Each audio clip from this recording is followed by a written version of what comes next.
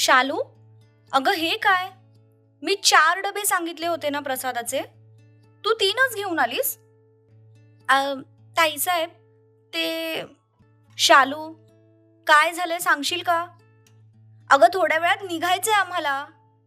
कुठे आहे प्रसादाचा 4था डबा? मी सांगतो मोठी आई. ताईसाहेब, मी 4 डबे शिरा बनवला होता आणि ओट्यावर पण ठेवला होता. मध्येच माईसाहेबांनी मला आवाज दिला म्हणून गेले आणि येऊन बघितलं तर 1 डबा गायब आहे. शिवा भाऊजी की ध्रुव दोघांनी मिळून प्लॅनिंग केली होती मोठी आई. काकाने ध्रुवला कसली तरी लालच देऊन डबा चोरायला लावला. मी स्वतःच्या डोळ्यांनी पाहिलंय त्याला डबा घेऊन जाताना. कुठे जाताना पाहिलंयस तू त्याला? घराच्या मागच्या गेस्ट रूम कडे. चल माझ्यासोबत.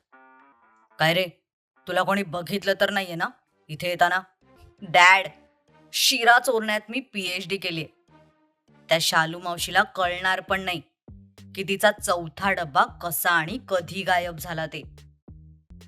बाबा म्हण गैबान्या, नाहीतर हाच डबा तुझ्या डोक्यात घालीन बघ.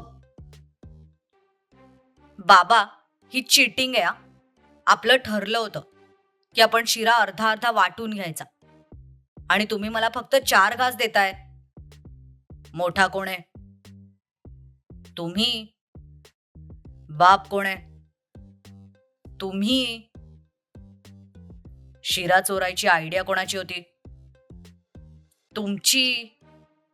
मोठी आई, बरं झालं तू आलीस. हे बघ, बाबा इथे चोरून चोरून शिरा खातायत. बघ तूच बघ.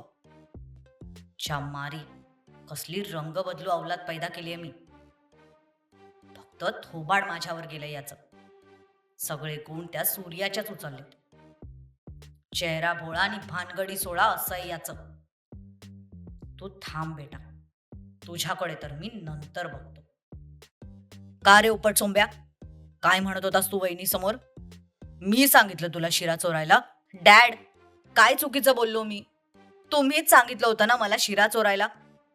तू पहिला बाबा म्हण ढेकण्या, नाहीतर तुझं इकडचं थोबाड तिकडे करून ठेवेन मी. साला शिरा पण गेला आणि डबा पण गेला आणि हाती आलंय हे येडगं बाळ.